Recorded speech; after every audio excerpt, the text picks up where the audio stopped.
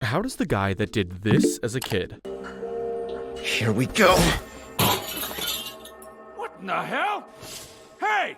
Who's there? end up doing something heroic like this? Can't get out! Hey! Irie!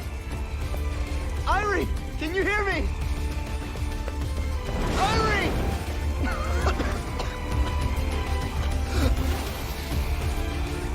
Irie! We gotta go.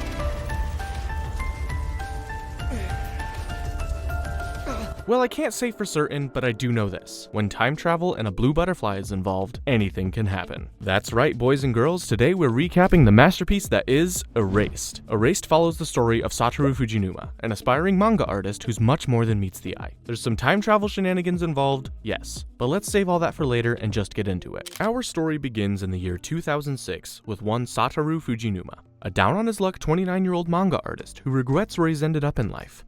His manga career isn't exactly panning out the way he wanted, and so now he's working as a delivery guy for a pizza place. One day, as he heads out to deliver a pizza, he's greeted by a fellow employee named Irie Katagiri, who tells him not to eat the pizza he's gonna deliver. Classic. As Satoru heads out on his way, he's thinking about his interaction with Irie, when he suddenly sees a glowing blue butterfly. Pretty. Suddenly, he's transported back a minute in time. Weird. He realizes that a truck driver is about to crash into a kid, so he prevents that from happening by steering the truck out of the way, only to crash right into a car himself. Okay, what the hell is going on here? Satoru then sees his childhood memories, playing with his friends, hanging out with his mom, and a certain little girl that'll become very important later on. For now, he wakes up in the hospital to see Irie sitting at his bedside. Apparently, he's been out for 2 days, but he didn't suffer any serious injuries. Irie calls him a hero, but Satoru just says he was lucky. They then talk a bit before Irie leaves, and Satoru heads back home. On the way there, we get to know just what's actually going on. Satoru has a weird superpower. He calls it revival. Basically, when something bad happens close to him, he sees that same blue butterfly from before and is sent back in time anywhere from 1 to 5 minutes. He then tries to prevent whatever bad thing happened, and then he never takes any credit for it. He may be depressed, but this Satoru guy is amazing at heart. After all of that happens, Satoru comes home to find his mother, Sachiko Fujinuma. She's a cheerful old woman who looks 20 years younger than she actually is, and she's here to look after her one and only son. She says she'll be staying with Satoru for a while, and while he's not too happy about that, he doesn't complain too much about it either. Later that night, while watching the news, Sachiko asks Satoru if he remembers an incident that happened when he was in the 5th grade. When Satoru thinks about it, he remembers 2 of his classmates were kidnapped and unalived. Back when Satoru was just a kid, a young man everyone called Yuki was extremely friendly with Satoru and all of the kids in his school. But, well, he was later apprehended and charged with these murders that Satoru's mom here is talking about. Damn. The next day, Satoru is out shopping with his mom when he sees that blue butterfly again. He gets sent back a minute and starts looking around for anything weird. He asks Sachiko to look too, and she sees something suspicious, a man walking a girl to a van. The man then drives off without the girl, and Sachiko takes a picture of the van. Weird. That's when they run into Irie, and Sachiko invites her over for dinner. But as they head home, the man in the van watches them from a distance. Alright, creepy. At Satoru's place, Irie finds out he's a manga artist and immediately starts looking him up, which makes Satoru kind of uncomfortable. Sachiko, as every mother does, starts scouting Irie as a marriage prospect for Satoru, which is hilarious. After dinner, Satoru drops Irie off at the station and comes home. That's when his mother says a kidnapping attempt was foiled today, before saying she was just joking. The next day, Satoru does some research and remembers what happened. A classmate of his, Kayo Hinazuki, was kidnapped and murdered. Satoru always saw her standing alone in the park, even on the night she disappeared. And Satoru always blamed himself for it. After all, if he had just asked Kayo to walk home with him, maybe, just maybe, she could have been saved. Meanwhile, Sachiko recognizes the man she saw yesterday and realizes that Yuki was innocent. So, she makes a call to someone. Later, she comes home thinking she'll finally tell Satoru about what just happened, but before she can do that, someone breaks in and stabs her in the back. What? Even still, she tries calling Satoru, but the killer takes her phone. As she looks at him, she knows she was right. She knows the truth about the kidnappings all those years ago. Unfortunately though, she can't do anything about it. And with tears in her eyes and memories of Satoru in her heart, she dies. Meanwhile, Satoru makes his way home from his job and passes by a man in a suit. He then notices the door is open and goes inside to find a dead Sachiko. He tries waking her up, but gets blood on his hands and jumps back in fear. That's when the neighbor sees him and calls the police. The cops show up thinking Satoru killed his own mom. Heartbroken and terrified, Satoru makes a run from the cops and sees a blue butterfly. When he opens his eyes again, Satoru recognizes where he is, but can't quite put a finger on it. He starts walking until a friendly kid wearing a backpack tells him to hurry up. Then, he turns the corner and sees his old school. Satoru then realizes what happened. Revival has sent him back 18 years to 1988, back when the murder of Kayo Hinazuki happened, and the only way to save his mom's life and clear his own name is to find and stop the killer in the past. Damn, how's that for a first episode? Episode 2 begins, and Satoru walks into class. He still can't believe what is happening. That's when his teacher, Gaku Yashiro, walks in and tells him to take a seat. He sits, only to end up in Kayo's seat, who's late to class, and apparently, she's late quite often. After class, Satoru is worried about his mom, so he tells his best friend from all those years ago, Kenya Kobayashi, that he's sick and runs off home. He gets home only to find his mom's at work, so he just falls asleep on the floor. He wakes up to see Sachiko smiling at him, and she asks what he wants for dinner. As the two of them sit down for their meal, Satoru realizes that this normal dinner with his mom is one of the most beautiful things in his life, and he's never realized that before. So he vows to never let these moments go unappreciated again. We're barely 2 episodes in. Why am I crying? The next day, Satoru recognizes Kayo and knows saving her is tied to saving his mother. So he spends all this time staring at her, which leads to his friends thinking he's got a crush on her. Awkward. What's more, his friend Kazu, the chubby one, says he'll arrange for him to talk to Kayo after school, and he does just that. So Satoru meets Kayo after school, and she asks him if he's an idiot. Ouch. Satoru just says he wants to be friends with her since they walk back home the same way, and she says she understands why she wants to be friends. After all, Satoru is a fake, like her. This line makes Satoru freeze. What the hell does she mean by that? She then asks Satoru if he would kill someone for her before brushing it off and walking home. And as she leaves, Satoru sees the bruises on her legs. Turns out, Kayo's mom is an abusive asshole. The next day, all of Satoru's friends are super excited that he talked with Kayo alone, but Kenya makes them all calm down. Which is good, because Satoru's got much more serious things on his mind. Must be annoying to be a 30-year-old stuck in an 11-year-old's body. After school, Satoru says bye to his friends before catching up with Kenya. He thanks Kenya for getting his buddies off his back, and Kenya understands. He tells Satoru that talking to Kayo seems more important and that he should know that his friends have his back. Before he leaves, Kenya tells Satoru to look at the student anthology. Satoru, realizing Kenya was telling him to look at Kayo's story, flips through the pages and finds it. It's called The Town with Only Me Erased, and it's heartbreaking. Kayo talks about how she just wants to disappear from this town and escape to an island where there'd be no one to bother or hurt her. Satoru realizes that this is a cry for help, so he tells his mom he wants to invite 5 people for his birthday, and Sachiko agrees. The next day, after school, Satoru's friend Osamu, yep, this geek wearing the glasses, sees Kayo leaving and tells Satoru to go after her. And you know what? He does just that.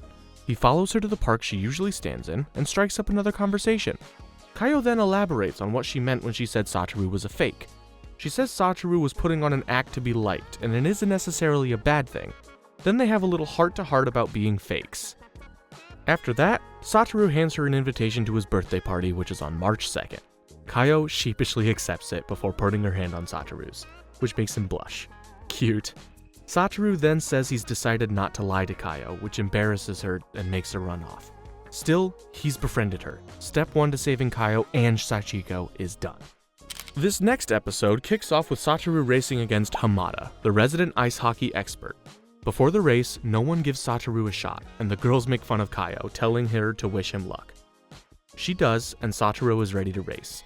The race begins, and Satoru is smoking Hamada. He leads him the entire way, but as they approach the finish line, Satoru hesitates. He He figures that since Hamada's whole thing is ice hockey, Satoru beating him would be pretty devastating for him. So he lets Hamada win. While everyone else is cheering for Hamada, he's mad at Satoru. You've heard about sore losers, but have you ever heard of a sore winner? Anyway, Satoru tries asking Kayo her birthday after the race, but she's mad at him for letting Hamada win. Satoru tries explaining, but Kayo says it's fine, they're both frauds anyway. Ouch. But the thing is, Satoru needs to know her birthday. You see, back then 3 kids went missing. Kayo, Hiromi, another one of Satoru's friends who is a boy but looks like a girl, and another girl. Of the 3, Kayo was the only one who hadn't turned 11, so he knows Kayo would disappear somewhere between March 1st and her birthday. Satoru, determined to find out, sneaks into the teacher's room, where he's gonna sneak a look at Kayo's birthday. He gets caught by Yashiro-sensei, but Yashiro's a super chill dude and tells him Kayo's birthday. It's March 2nd, the same as Satoru's. That means the day she goes missing is March 1st. Yashiro-sensei tells Satoru to try his best with Kayo, and he heads off. Satoru then runs into Yuki. After spending some time with him, Satoru realizes Yuki is just too nice of a guy to be the killer. In the future, Yuki is on death row for these murders, and Satoru is determined to make sure he saves his friend. Later, Satoru gets home and realizes his mom isn't there, so he circles around the back and sees something horrifying. Kayo's bag in front of the garbage room. He opens the door to find Kayo there, battered, bruised, and crying. He tries to help her, but that's when Kayo's bitch of a mother, Akemi Hinazuki, shows up. She pushes Satoru aside and grabs her daughter, taking her inside. Later, Akemi shoves poor Kayo's face into ice-cold water to get rid of the bruises so no one would blame her. Yeah, this woman is pure evil, and I hate her. The next day, Satoru brings his concerns to Yashiro-sensei, who already knows Kayo is being abused. Unfortunately, Child Welfare Services hasn't been able to find any proof, but Yashiro assures him that the moment that they have any sort of evidence, they'll save Kayo from her mom. Yashiro-sensei is goated, it would seem. Meanwhile, at lunch, Satoru and Kayo were responsible for collecting everyone's lunch money, and they did, only for Satoru to have it stolen from his desk. The girl who sits next to him, Misato, says Kayo must have done it since she's broke. How rude. When the envelopes end up being in Kayo's bag, everyone is about to let loose on her. Until Satoru loses it on Misato. He says Kayo would never steal, no matter how poor she was, and says Misato probably planted the money. Kenya agrees, and Yashiro-sensei makes them all pipe down, saying Kayo was in charge today, so her having the money is totally fine. Later, Kayo thanks Satoru and mentions something about a Christmas tree, so Satoru gives her some gloves and takes her to see a Christmas tree on top of a hill. On the way there, they see some red foxes before making it to a tree that's withered. Still, Satoru says they should come back and see it in the summer. That's adorable. The episode then ends with a shot of Kenya talking to Yashiro-sensei. I wonder what's going on there. Episode 4 starts with Satoru waking up and telling his mom he wants to go out on Saturday. Sachiko, like the cutie patootie she is, immediately deduces he's going on a date. She is a former TV presenter after all, and Satoru tells her about Kayo. Later that day, Satoru asks his friends if they'll join him and Kayo on Saturday, but all 4 of them say no so he can be alone with Kayo. Bro code moment. He then just tells Kayo he's taking her on a date this Saturday, which makes both of them blush. Kayo says her mother won't allow it, so Satoru goes to talk to her. As you can imagine, Akemi is a vindictive bitch and not only says no, but almost hits Satoru until Sachiko stops her. With that, Sachiko realizes what's going on with Kayo and tells Satoru to be brave. Sachiko is the exact opposite of Akemi. She's a Hall of Fame mother in my eyes. Anyway, Kayo eventually gets permission from her mom, and she heads over to the science center with Satoru. During their trip, Satoru realizes he met Kayo here 18 years ago, and wonder if he's just repeating the past. That's when all of his friends show up, and Satoru smiles. Sure, he may not have seen Kayo here 18 years ago, but this time she's here with him and his friends. Bit by bit, he is changing the future. Monday comes and Kayo is on time. Her mom didn't beat her this weekend. After accidentally calling Kayo pretty in front of the whole class, Satoru locks in. The date today is February 29th, which means Kayo could be murdered tomorrow, and he needs to stop that from happening. So, he walks Kayo home and says he'll pick her up tomorrow. The next day, he leaves early and greets Kayo at her door. There, Satoru grabs her hand and walks to school with her, which makes his friends go crazy. They spend the day together before Satoru takes her to the kids' center after class. After Kayo kicks his ass at some games, she says she wants to go home. So Satoru drops her off, saying he'll pick her up tomorrow too. At night, he stares at his clock, waiting for it to hit 12. He then decides to head over to Kayo's home, and he just stands there staring. When the clock hits 12, he's relieved. He's definitely changed the future now. The next day, Satoru shows up outside Kayo's place at 6 a.m. They go to school and are ready to leave afterwards when Yashiro-sensei asks them to help with some work. When they get back to class, all their friends are already gone. So they go shopping for supplies for sandwiches and head back to Satoru's home for the party, only to find their friends and Sachiko waiting for them. They planned a surprise and got Yashiro-sensei to help them. Turns out, Yashiro-sensei told Kenya that they have the same birthday, and so they set up a joint birthday for them. It's at this moment that Kayo gets sad. She says she didn't finish Satoru's present in time, but Satoru says it's fine before giving her a gift himself, a pair of nice, warm gloves. Kayo tears up and thanks everyone. Man, what a beautiful moment. After the party, Satoru walks Kayo home and she promises to bring his gift tomorrow. But when Satoru shows up at school, Kayo isn't there. And she never shows up either. Despite all of Satoru's efforts, he hasn't changed the future. Tear-jerkingly beautiful one moment, gut-wrenchingly tragic the next. That's erased for you.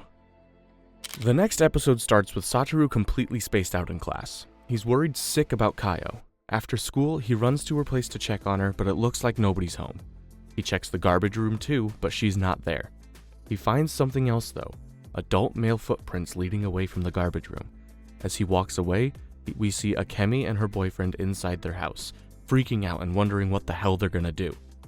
Uh-oh. Satoru takes the next 2 days off from school. He's super depressed. He sees Sachiko talking to a former TV news colleague and realizes that this is when the serial kidnappings began. Later at breakfast, Sachiko tells Satoru that there's nothing more he could have done for Kayo, but Satoru disagrees. Still, he's going back to school, where Yashiro-sensei tells the class that Kayo has moved in with her grandmother. This is a blatant lie, of course. In reality, Kayo is gone, and Yashiro confirms this to Satoru in private. Just 6 days later, a girl named Aya Nanakishi disappears too, and the moving with her grandma story just doesn't work the same. 3 days after that, the truth is made public, and kids can only go home with a guardian now. The following day, Satoru is walking past Kayo's place when he sees his mother dump a trash bag, and inside that bag are the gloves he gifted her. Heartbroken and defeated, Satoru starts screaming and runs away. He keeps running, and he closes his eyes. But when he opens his eyes, he's not a kid anymore. He's an adult again. He's standing close to his mother's crime scene, and he knows he has to get out of there. So he ends up camping under a bridge for the night. The next day, he's having coffee when he gets called by his manager. The manager invites him home for some food, saying Satoru would never give up work unless it was important. The manager then says he'll head out to get some beer, and Satoru turns on the news. Unfortunately for him, his story has already made it onto the news. He looks outside and sees his manager surrounded by the police. He was set up. Still, Satoru doesn't blame him. The guy was just trying to do the right thing. He escapes his manager's home and falls down a wall, only to be cornered by Airi. She turns off his phone, saying the police would track him with it. She then says there's no way Satoru would have killed a mother so sweet, and takes him to her home. There, Satoru thanks her, but she says it's no big deal. It actually is a big deal, but whatever. She then picks up the book Satoru was reading the other day about Kayo's murder. He left it at work. But when Satoru reads it, he realizes it's different. It says Kayo was 11 years old when she died, not 10. And even the date of her death was changed. So, even though he failed, he now knows that history can be changed. He just has to work harder to change it completely. The next day, while Airi and her family head out, Satoru heads over to the library to pull some records and do some research. After work, Airi takes a pizza home, which she says is for a friend, but we know it's for Satoru. As she's walking by, we can see her manager talking to a man in a suit about business and all that. As she leaves, the man says he has to leave too, and as he does, he looks over at Airi. This guy is suspicious. Anyway, the manager catches up to Airi and tells her he can't believe Satoru would do something like that. He tells her to help Satoru if she finds him and to call him too, little rat. He then goes over to Airi's home where he sees Satoru sneak in. He's about to call the police, but Airi snatches the phone from his hand, breaks it, and sucker punches him right on the nose. Ouch! The manager says he was just worried about Airi, and Airi says if that's really true, he should leave them alone. Man, Airi is a real one. After that, Airi and Satoru are sitting under the bridge. They can't go to her home anymore. There, Satoru says Airi should call the police and tell them he forced her to help him, to which she just calls him an idiot, just like Kayo did. Satoru then asks Airi why she trusts him so much, and she explains. Years ago, when she was a kid, Airi's dad got blamed for stealing a chocolate. She knew he didn't do it, but nobody trusted her dad, including her mom. So her dad ended up getting a divorce, losing his job, and moving away. She says she's trusting Satoru because she wants to trust him. Sort of like wanting to be trusted, but the other way around. Isn't that beautiful? With that, she heads home to bring him a change of clothes. But when she's home, she gets a text. It's from Sachiko's phone. And the text says to just stay where you are. That's when Airi sees smoke. She opens her door to see that the house is on fire. The killer has tracked her down and is trying to take her out. The episode ends with Airi passed out as the flames engulf her home. This is bad. The next episode starts with Satoru standing in front of Airi's burning home. Without a second of hesitation, he grabs a handkerchief from some lady and runs in to save Airi. He finds her passed out on the floor and picks her up. She regains consciousness for a moment and slips her phone inside his pocket before passing out again. That's when their manager shows up too and helps Satoru carry her down the stairs. After that, he tells Satoru to leave through the back door, and he does. Later, Satoru realizes that the killer is somewhere close, and he's got to do everything in his power to find him. So he calls one of his mom's old colleagues, Sawada, the same guy his mom met after Kayo disappeared.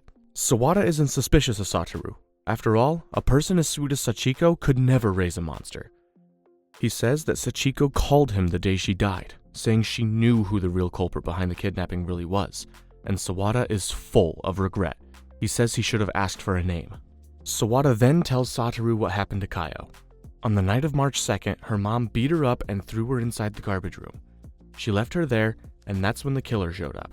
He took Kayo, photographed her, and then put her inside a commercial freezer. After she had frozen to death, he put her back into the garbage room. The killer then planted his shoes at Yuki's home, framing him for the murder. Meanwhile, we check up on Airi, who wakes up at the hospital. She's constantly being guarded by the police, who think Satoru coerced her into killing his mom with him, before he tried to get rid of her too. Airi knows it's all a lie, but she can't do anything. After all, who would trust her? Later, while she's out looking at some magazines, someone puts a hand on her shoulder. Oh no. Meanwhile, Satoru fills Sawada in on everything that's happened. They come to the conclusion that, since the killer is targeting Satoru so aggressively, he must be someone Satoru recognizes. And he's damn sure someone that Sachiko knew. So Sawada heads out to question Airi, while Satoru looks at the list of suspects from 18 years ago. In the police investigation, they thought about Hiromi, one of Satoru's friends, was killed because he looks a lot like a girl. Since the other two victims, Aya and Kayo, were girls, they deduced it must have been someone who didn't know the kids, but Satoru knew that the killer unalived Hiromi just to throw the police off. He definitely was someone who knew the kids, and he knew them well.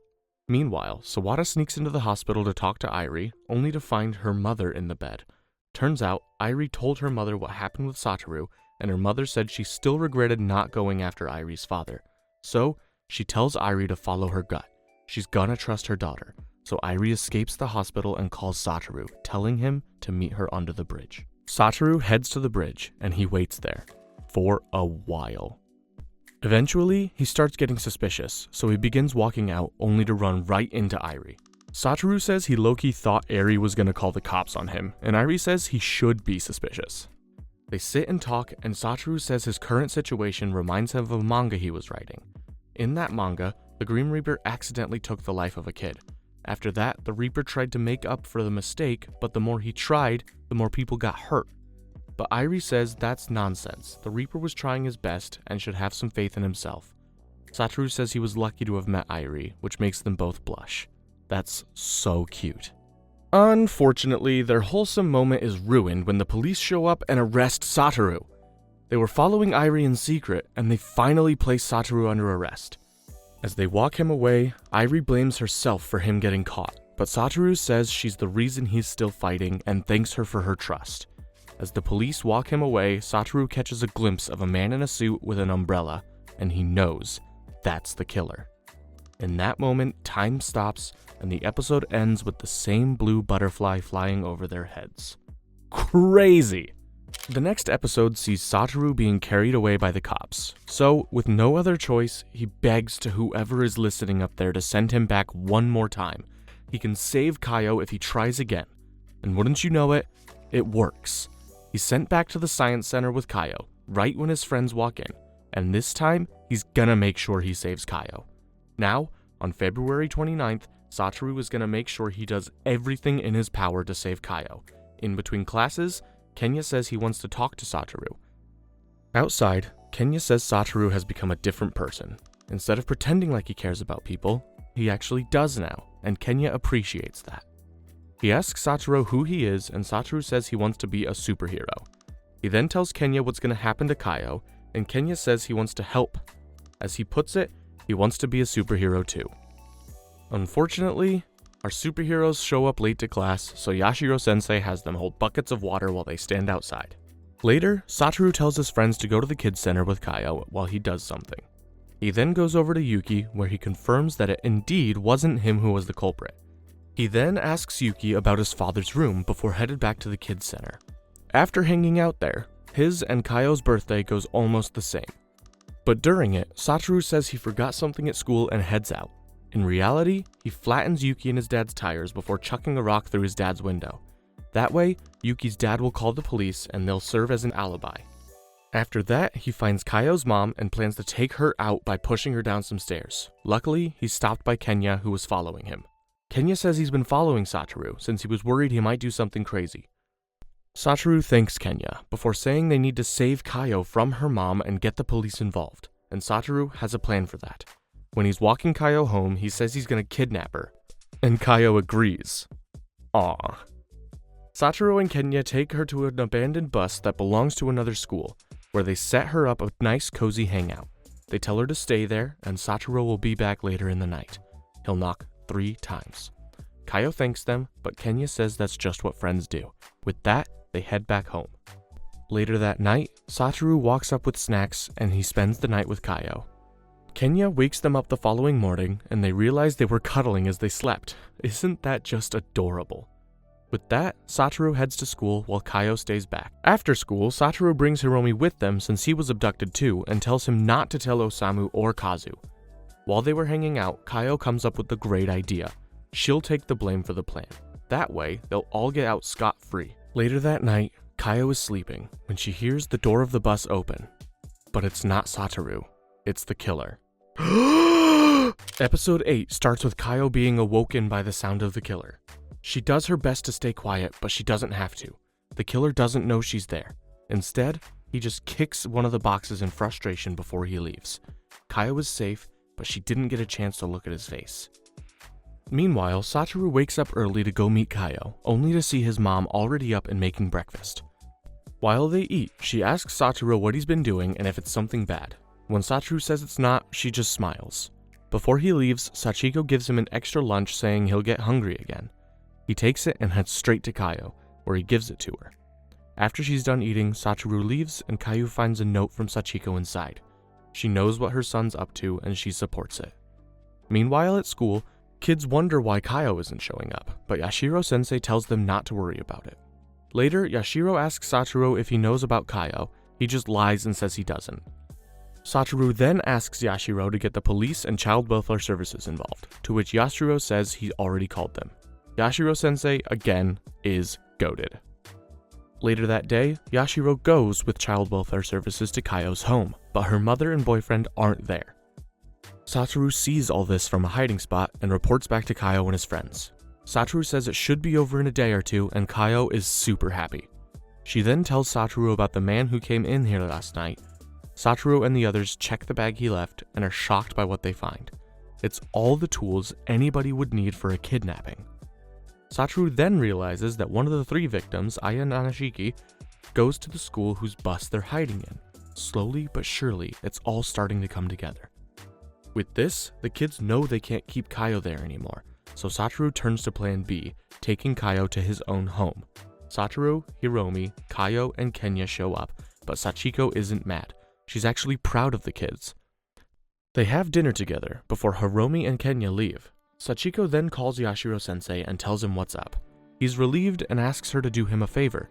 Meet him with the kids outside Kayo's place at 7 p.m. tomorrow.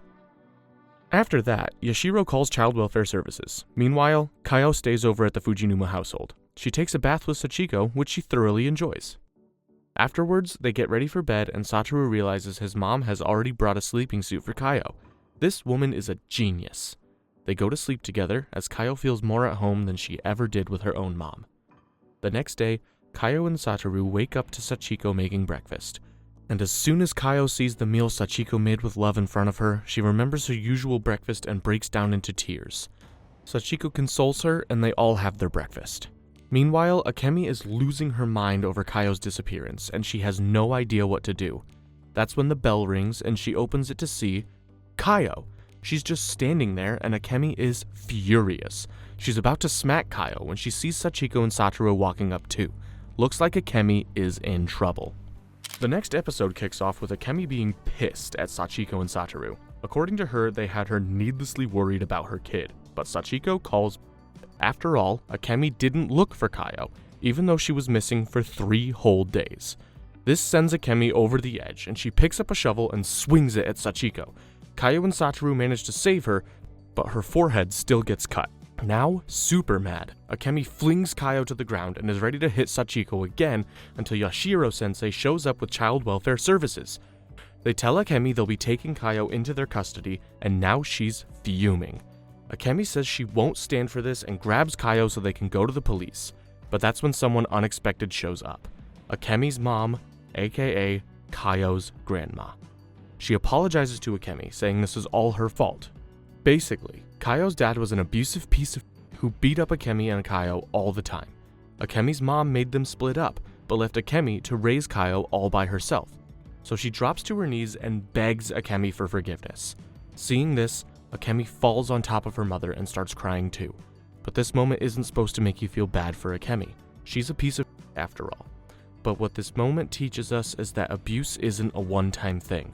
It's a vicious cycle that repeats itself over and over again.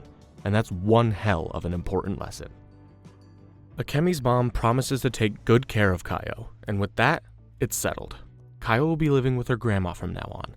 Yashiro-sensei tells Satoru he's very proud of him, and Satoru just smiles, thinking this must be what having a father is like. With that, Kayo thanks Satoru for saving her and gets in the car. As it drives off, Satoru chases it as far as he can before stopping in the snow. The next day, even though Satoru saved Kayo, he really misses her and is super depressed. His friends try to console him, and Yashiro-sensei does the same. He then asks Satoru where they were hiding Kayo, so he tells Yashiro about the bus, and Yashiro jokes that only kidnappers like Satoru would think something like that. LMAO. But Satoru's work is far from over, because Kayo wasn't the only one who got killed. Hiromi and Aya were victims too. Hiromi is his friend, so keeping an eye on him isn't an issue for Satoru. The real problem is Aya. She studies at a different school, and he has no idea how to approach or befriend her. He asks for advice from his mom, but she just tells him to be direct. Instead of that, Satoru just follows her around so he can know her schedule. However, during his detective time, he runs into his mom, who has bought a lot of groceries. Lucky for them, they both then run into Yashiro-sensei, who gives them a ride home. On the way home, Satoru asks why Yashiro is not married, which sends him into a hilarious rant about how love is, well, complicated. Amen, brother. Satoru then asks him how to approach a girl, so Yashiro tells him to make the girl comfortable around him. That should work. That's when Satoru sees something sticking out of Yashiro's dashboard, and he pulls at it, revealing a hidden stash of candy. Yashiro says his secret is finally out, and that secret is that he's been eating candy as a substitute for smoking. He gives Satoru and Sachiko some too, so they're his accomplices now. Honestly, man, what a great guy. Anyway, Kenya notices that Satoru is being super protective of Hiromi, so he asks him what's up. Satoru knows it's far-fetched, but decides to tell Kenya and Hiromi anyway. So he tells them about the murder that's targeting children, and now he needs to be stopped. Kenya and Hiromi, in a surprising turn of events, believe Satoru, and they say they'll do everything they can to help him, no matter how unbelievable his theory may be. After all, his gut saved Kayo, so he must know what he's doing. The next day, Satoru takes Hiromi and Kenya to go meet Aya, and leaves Kazu and Osamu behind. But those two are done being left out, so they decide to follow their friends. But the episode ends with a concerning sight. Misato, the girl who accused Kayo of stealing the lunch money, has become an outcast. She's all alone now, and we know what happens to kids who are lonely in this town. Episode 10 starts with Satoru, Kenya, and Hiromi walking up to Aya and introducing themselves, but Ayo says she recognizes them. They're the kids that keep going to that building across the shore. That building, as it turns out, is their hideout. Aya laughs, saying boys are so childish with their hideouts and superheroes. She leaves the three completely embarrassed and walks off, until she's confronted by Kazu. He says hideouts are a symbol of adventure for men, and that she should visit their hideout. She'll understand it then. Aya just runs off, calling them weirdos. Ouch. But, wouldn't you know it, the next day, before Satoru can figure out how to approach Aya, she shows up to the hideout herself. Turns out, Aya and Kazu have been taking a liking to each other, and they're dating now. With that, all three of the original targets have been fully secured. They're not lonely anymore, so they're not in danger. But Satoru isn't convinced yet. Much like Yashiro-sensei needing candy after cigarettes, the killer is gonna need a substitute for his murder victims. That's when Hiromi tells Satoru that Misato has been all alone ever since the lunch money incident.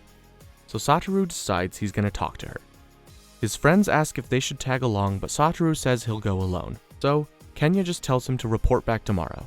Satoru follows Misato to the ice hockey stadium, where his school team is gonna play soon. Misato is there, and Satoru sees that she'd be the perfect victim for a serial killer. After all, she's all alone.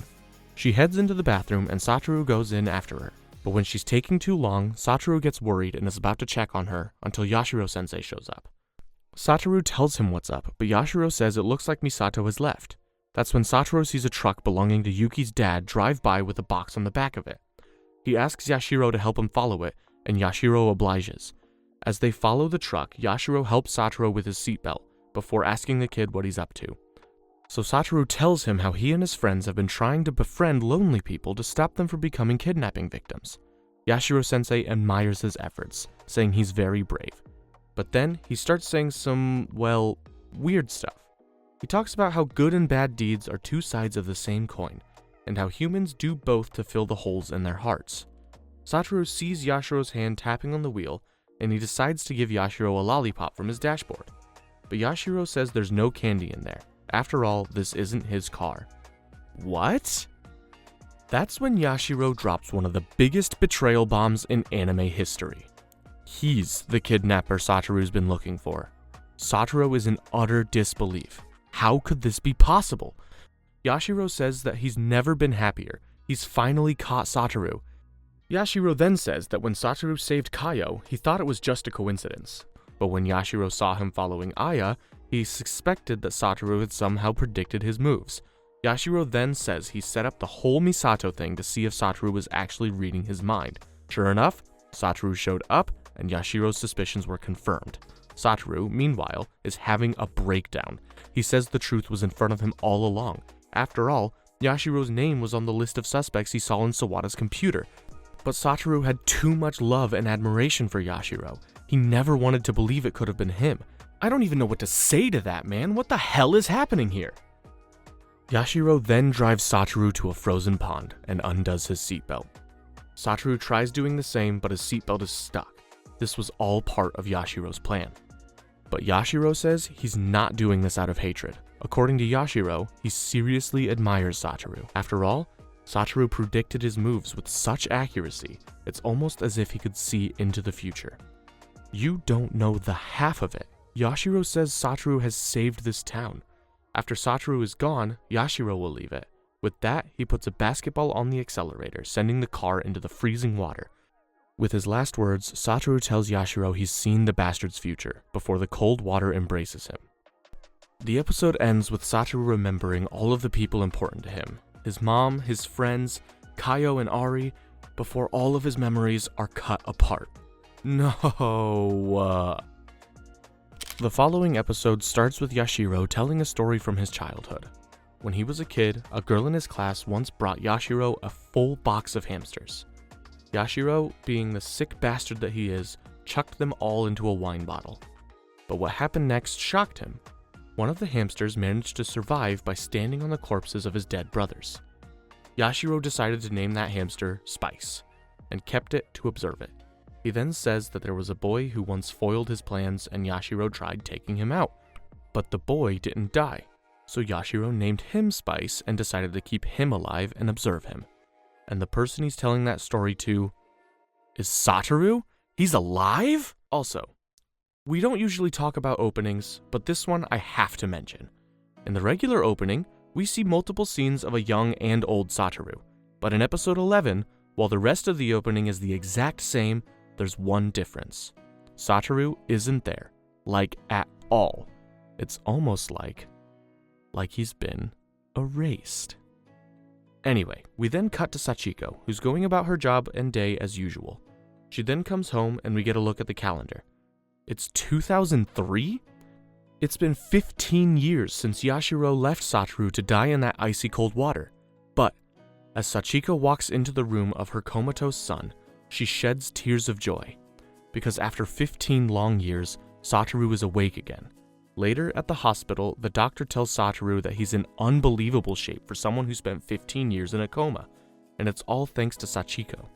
For the last 15 years, Sachiko has spent 4 hours every single day working Satoru's muscles and joints, making sure he was in perfect health when he woke up. As the doctor says, it's nothing less than a miracle. He then asks Satoru what the last thing he remembers is before he went into a coma, but Satoru's drawing a blank. It's like those memories have been locked away. But still, Satoru knows something is up. He recognizes things and words that he has no recollection of ever learning before. Also, there's a genius addition by the anime here. Before, the voice inside Satoru's head was always that of adult Satoru, even when he was a kid. But now, since he's lost all memories about Yashiro and the revival, the last thing he remembers is being a kid, and the voice inside his head is that of a kid too. Pure genius. Anyway, Sachiko tells Satoru that he has some visitors, and they're none other than Hiromi and Kenya. They're all grown up. Hiromi is a doctor, Kenya is a lawyer. They sit and chat about random stuff, and Satoru loves every second of it. The next day, Satoru is learning to walk again when he gets another visitor. It's Kayo, holding a baby. The tears on Satoru's face says it all. Turns out, Kayo and Hiromi got married, and she feels kinda guilty about it. But Satoru is just happy that she's living a happy life with a family that loves her. He couldn't ask for more. Screw Captain America, this is what a real superhero looks like. Later, Satoru is drawing a sketch of Kayo and her baby, when Sachiko walks in with Kenya and Sawada. They want to ask him questions about what happened before he went comatose, but decided not to. Satoru isn't ready yet. Meanwhile, Satoru asks his doctor to double his rehab regimen. He wants to walk outside ASAP. With that, Satoru gets to the grind, giving it everything he's got to be able to walk again. Nearby, a small girl watches him in amazement. And later, Satoru talks to the girl outside the hospital. Her name is Kumi, and she has blood cancer. She's about to have a bone marrow transplant soon, but she's scared. So Satoru, much like Yuki told him back in the day, tells Kumi how to be brave. And the formula is simple. Imagine the smiles of everyone you care about with a smile on your face too. Man, that's beautiful. But you know who isn't beautiful? The stupid freaking paparazzi who are photographing Satoru and planning on making him look like a pedophile. These bastards are sick. Fortunately, a man comes by, ruins their film, threatens to sue them, and tells them to get lost. He then walks up to Kumi and Satoru. Kumi calls him Nishizono, but he takes off his hat and glasses to reveal it's Yashiro. What? Turns out, he got married a few years ago and changed his name. He's a councilman now, but that's not important. What's important is that Satoru doesn't remember him being the killer, and no one else knows it. So, he spends the following days getting buddy-buddy with Satoru and Kumi, who have no idea they're in the presence of a stone-cold killer. A few days passed, and now it's 2 days till Kumi's surgery. Satoru goes to meet her, but runs into Yashiro, who says Kumi is sleeping. Satoru then says he wants to talk to Yashiro, so Yashiro says they should go somewhere private, and takes him to the roof. Then, when they get to the roof, Satoru drops a bomb. He's regained his memories. Yeah, it's about to go down. The final episode of Erased opens with us finding exactly how and when Satoru got his memories back. It was when he met Kayo and her baby. With that, he remembered everything that happened, and that Yashiro was the killer. Now, up on the roof, after hearing Satoru's memories are back, Yashiro just smiles. Sick bastard. We then see a scene from earlier, with Satoru talking with Hiromi and Kenya. Kenya figures out that Satoru regained his memories. I bet he's a great lawyer. Hiromi, on the other hand, asks Satoru why he didn't tell them, and Satoru says it's been 15 years. He didn't want to get them caught up in the mess. But Kenya says it's Satoru's bravery that inspired them all those years ago, and trying to catch up to him has made their lives meaningful. Kenya says that if Satoru doesn't want to finish what he started, he should trust his friends like he did back then. So he tells them the killer is Yashiro. What a beautiful friendship these guys have. Cut back to the roof. Yashiro explains what he's done. He's replaced Kumi's IV drip with a muscle relaxants and put Satoru's fingerprints on them. He plans to throw Satoru off the roof now. That way, it's going to look like Satoru killed Kumi before killing himself out of guilt. What a devious plan. But Yashiro gives Satoru a way out. Kind of. Yashiro's whole plan is to murder Kumi and blame it on Satoru before killing Satoru and making it look like a suicide. Now, Yashiro's gonna kill Satoru no matter what, but Satoru can save Kumi's life. Yashiro says that he will swap out the muscle relaxants for a regular IV drip, and that'll kill Kumi for sure. Unless Satoru tells Yashiro how he predicted his moves and stopped all the kidnappings 15 years ago. If he does that, Yashiro might save Kumi. But Satoru doesn't want to give this bastard the satisfaction of knowing anything. Plus, Yashiro is an evil sicko. He'll probably kill Kumi no matter what Satoru chooses to do. So, Satoru stays quiet, and Yashiro says Kumi is probably dead by now. What a monster! Yashiro then says it must have been a fluke. There's no way Satoru could have seen the future. He's gonna regret saying that. We then see a flashback of Satoru talking to Sachiko, who already knows he's got his memories back. Satoru tells his mom he just wants to live by digging deeper and always taking the extra step. But his mom smiles with tears in her eyes. That's how Satoru has always been. On the roof, Satoru tells Yashiro that he was like a father to him. Yashiro filled the gaping hole in his heart. Yashiro says Satoru is important to him too. According to him, when Satoru was in a coma, Yashiro lost the impulse to kill, the impulse that defined him. But Satoru says that that's not it. He then tells Yashiro that he did see into the future. That's why Yashiro couldn't kill a single person connected to Satoru, not even Satoru himself. Yashiro scoffs. He could have killed Satoru anytime he wanted, but Satoru calls bullshit and suddenly starts racing towards the end of the roof to throw himself off. But just before he falls, he stops, because Yashiro caught him. We then see a flashback of Yashiro almost killing Satoru, but deciding against it. Satoru then says he's relived his life a bunch of times and that he doesn't hate Yashiro anymore. He then reveals the reason Yashiro won't kill him. It's because Satoru is the only person in the world who knows the real Yashiro. Damn. Yashiro sheds tears and smiles. Satoru is right. He decides living without Satoru is pointless, so he lets go of Satoru and prepares to jump himself, only to see Satoru landed safely on a landing pad surrounded by his friends. Seeing he's been outdone one last time, Yashiro just laughs. He is then arrested for attempted murder and carried away. Satoru says that, while he may have lost 15 years of his life, he thinks of that time as a treasure, because those lost years let his friends live a happy and peaceful life, just like in Kayo's story. Satoru was erased from this town, and he's okay with it. My heart is in a million pieces, but they're all warm. I don't even know what to say. We then see a couple of years into the future, and wouldn't you know it, Satoru has made it as a manga artist. He's so good that his series even got an anime made out of it. He's living his dream. He then goes back to his hometown where his childhood friends gather for a get-together as the end credits song plays over one of the happiest, most satisfying montages you'll ever see, and I love it. Suddenly, the year is 2010 and Satoru is taking a walk. He sits down under the bridge he once hid under and finally reads the story he wrote as a kid. In it, a kid Satoru describes his deepest wish, to grow up with true friends who he'd trust with his life. And stop me if I'm wrong, but I think he's done that. As he looks at a picture of his friends, he gets up and starts walking out. That's when it starts snowing, and he sees the familiar blue butterfly. But instead of a revival, he sees something else, a person walking towards him, and that person is none other than Airi. Satoru fights back tears and smiles as the episode ends with him looking at Airi and thinking, I always believed. How's that for a happy ending? And that was our recap of Erased. Honestly, Erased might be the most underrated anime of all time.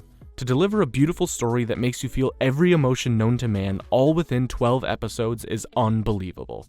It's a true masterpiece, and I can't wait to watch it again someday. But what do you think about Erased? Let us know in the comments below, and don't forget to drop a like and subscribe. We've got plenty more anime in the pipeline for you, and we are excited to cover them all. As always, thanks for watching, and we'll see you next time.